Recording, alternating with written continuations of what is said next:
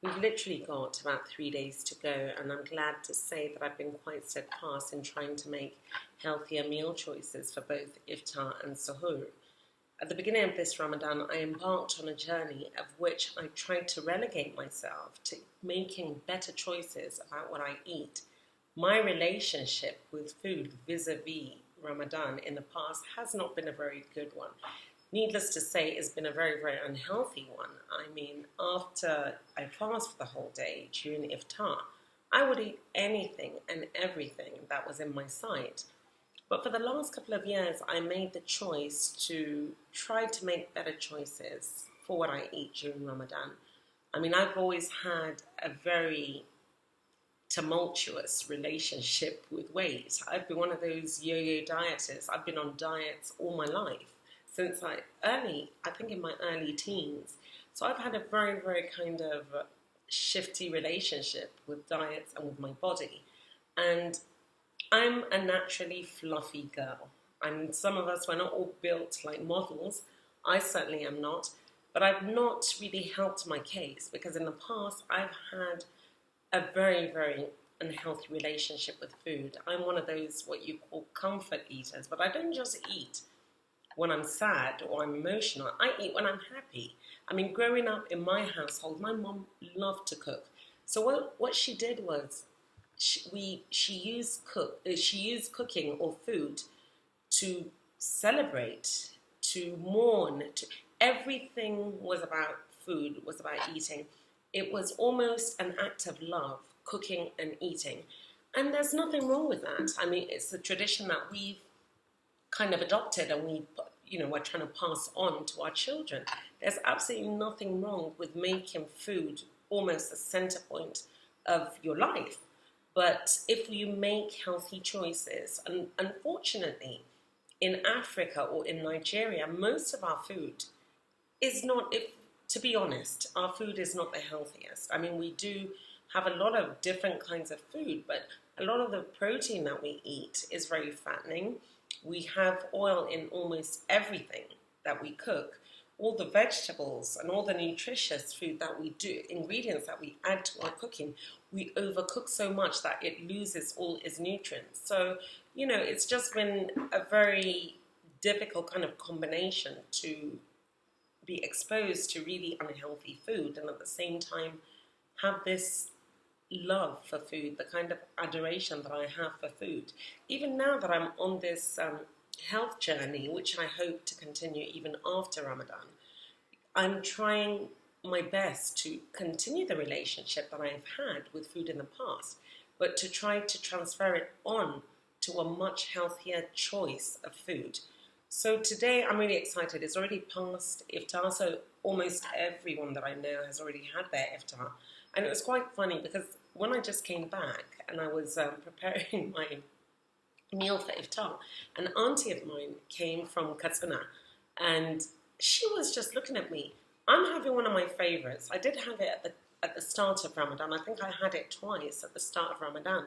Smoked salmon. I absolutely love smoked salmon. It's just one of my favorite foods ever.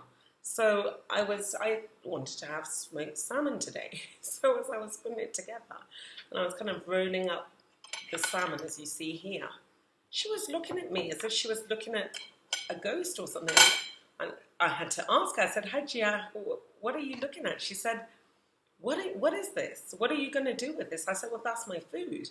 And she didn't have any words. She just couldn't understand because she has kunu and kose, which is Hausa kunu and kose, which is I think in English it's akara and pap. They have fried chips over there. They've got fried egg. They've got all sorts of unhealthy food cooked in the most unhealthiest way.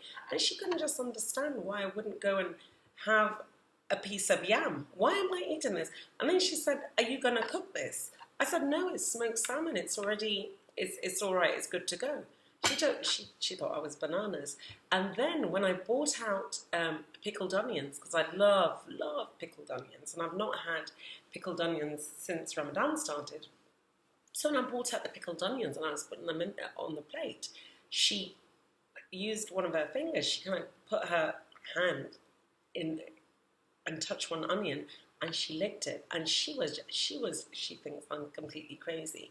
And then she said to me, that is very unfortunate, the Western, too much exposure to the Western world has completely destroyed my ability to have decent taste buds. I don't know about that. I mean, I'm okay with my pickled onions and with my smoked salmon. I mean, today what I'm having seems very kind of acidy. It's a taste that I really wanted throughout the whole day. I was thinking of what I wanted to eat, and I had decided that when I come back, I'd have smoked salmon, because I bought a lot of smoked salmon a couple of days ago, and I was thinking of either making it in salad or I've spoken about my love for sushi. I love sushi, but I don't know how to make sushi. So I was just thinking of trying to experiment with making sushi. But, I have this smoked salmon, so I just decided that I'd have it. And I knew that I had some pickled onions. And I thought, okay, it's all the theme, smoked salmon, even though it's got its own peculiar and unique taste, it does have that sort of almost acerbic taste as well.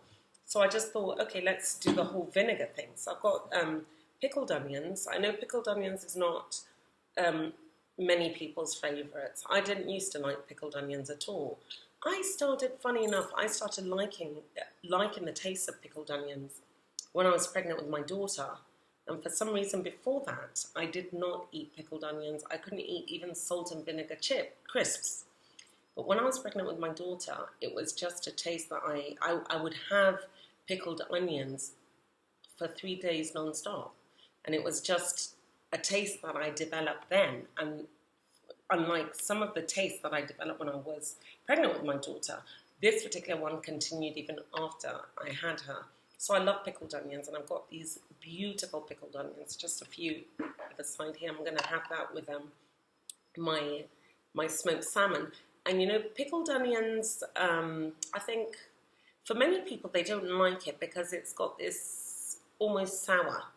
I think I've read somewhere where it said that the sort of acerbic, the kind of vinegar acerbic taste is comes from a compound. I think I don't know. I'm not good with chemistry. Let me not even go there. But it is this kind of sour taste that vinegar has. That's what the pickled onion has. And I think it's going to go well with the smoked salmon because the smoked salmon itself is not so far from that sort of acerbic taste itself. So this will be my iftar. So together with that, of course, we know this is a green journey, and we try to have green juice every day when and if we can, or when and if I can. So I've got this green juice today. It's not a lot that I made today because I just, I don't know, I just didn't really want green juice today, but because I've already committed myself to having green juice every single day during the Ramadan when I can, I did make this. I mean, this is made from kale, lettuce, cucumber, a bit of cabbage, some mint, because I like mint, some mint and pumpkin leaf. So that's got no fruit in it, because I don't really like I've mentioned so many times before, I don't like that mixture of the vegetable and the fruit. I much prefer the vegetable or even the fruit on its own.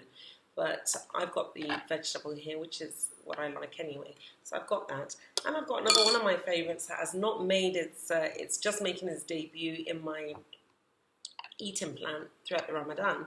It's cranberry juice. I love cranberry juice. I've spoken in the past of my love for berries. I love berries. Every single type of berries, bar gooseberries.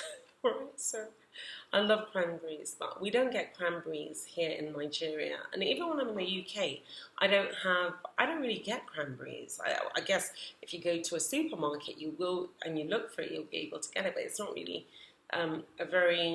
it's not very common, the berries themselves. Maybe, of course, cranberry juice is. So I've got cranberry juice here. I wish it was a lot colder because I didn't put it in the fridge early enough. And it's already time for iftar now. So, I mean, I wish it was a bit colder. I'll probably put some ice in there. So take it together with the ice after I finish my salmon and my green juice. So here we've got sparkling water, which is a necessity for me during this Ramadan. So I think with the sparkling water, because it's got that gassy feel, I feel that is going to go very well with the acerbic taste of the food that I'm going to have today. So this is my iftar. Now for Sahoor today, I've spoken about these beautiful pancakes that I get from a cafe next door. And I know the last time that I had them, a couple of days ago, I did say that I would not have any more pancakes for the full duration of the Ramadan because they're a bit fattening. I wouldn't say they're very, very fattening because they're quite small, but they've got a little clotted surprise inside, and you have them with honey. I would have it maybe with maple syrup or something, but I've got fresh honey. Is it they call it fresh honey? So I've got that fresh honey. So I'm gonna have that with. I know I said I wouldn't have any more pancakes, but let me tell you a secret. The good thing about being a woman is the fact that you're allowed to change your mind. So I've changed my mind on the pancakes. So I'm going to have pancakes today as well. So I've got my smoothie, which I've just made. I hope it's going to be to my liking. In this smoothie, there's strawberries, there's mango, there's pineapple, and there's orange. Yeah, strawberry, pineapple, orange, and mango. And there's something else I put in there. I can't remember what it is. There's another ingredient. It's not rose water. It wasn't rose water I used. I used something else, but I can't remember off the top of my head. But what I will do is, after I finish eating, and when I'm uploading this video, I will put the recipe down in the more info box. Or I'll put links to where the recipes can be found on some of my other social media outlets and platforms, so that those who wish to can try it out for themselves. So I will leave you for today. I wish you a happy iftar. Let me go back to eating my acerbic food. This one is going to go back. This is just going to go back maybe into the. I'll just cover that up and leave that. This will go back into the fridge, and when I wake up early as the morning for Suhoor, I'll have this. But for now, let me dive into my acerbic food. And happy iftar to everyone. I hope to see you tomorrow for the last couple of days of Ramadan. Thank you.